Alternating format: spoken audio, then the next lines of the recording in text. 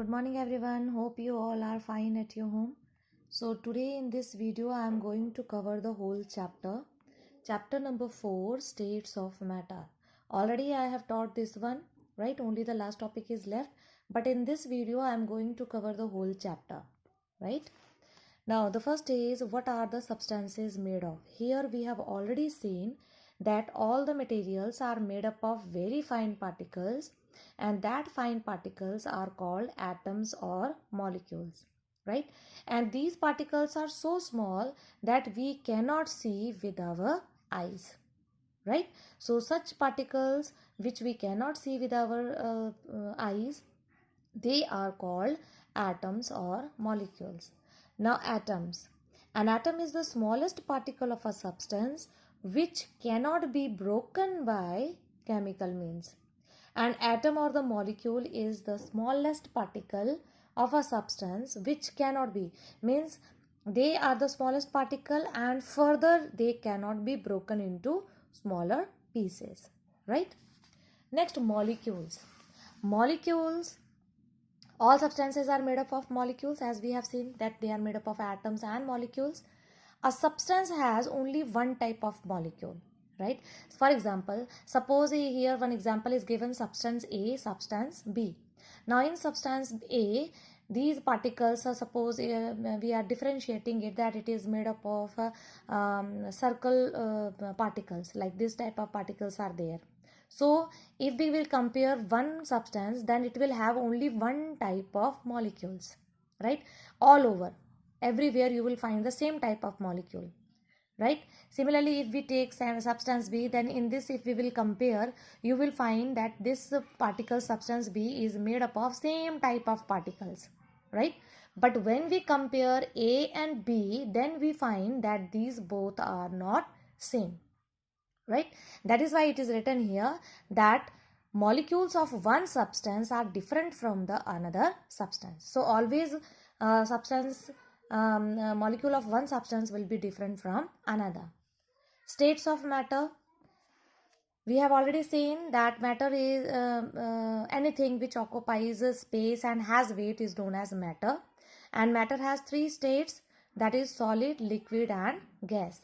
And these three states occurs. Why these three states are there? So these three states are there because of the different ways in which the molecules of a substances are arranged. Or instead of writing this, you can simply write because of the arrangement of molecules. Because of arrangement of molecules, right? Now in solid, liquid and gases, we have done in the form of a table. This table already you have written in your notebook. That is, solids are tightly packed. They have no space between particles. They have strong force of attraction. They cannot move. They have definite shape and volume, and this is the structure of the atom. Similarly, liquids, they are loosely packed. There is some space between the particles. They have weak force of attraction. They can move in one direction, that is from higher to lower. They have definite volume but no definite shape, that is indefinite shape. And this is the structure of the liquid. In gases, particles are very loosely packed. There is lot of space between the particles. They have least force of attraction. They can move in all directions. They have neither definite volume nor definite shape. Means in this case they do not have definite volume and shape, and this is the arrangement of the molecules, right?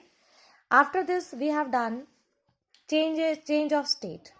Now we already know, if we take an example of water, then water exists in three different forms, that is solid, liquid and gas. So these three different forms are interchangeable. They can interchange. That means if you will heat the solid, it will get converted into liquid, means solid will melt. Like for example, ice will melt on heating and form liquid. And if you will again heat liquid, it will get converted into gas. Similarly, if you will if you will cool the gas, it will get converted into liquid, and if you will cool the liquid further, then it get converted into solid. So this is an interchangeable, right? That is, in this table I have already explained you that on heating the solid changes into liquid and this process is called melting. Liquid on heating changes into gas and this process is called evaporation. Gas on cooling changes into liquid and this is called condensation. Liquid changes into here. This liquid changes into solid on cooling and this process is called freezing. Right? So till here we have already done. Now in next video we will continue.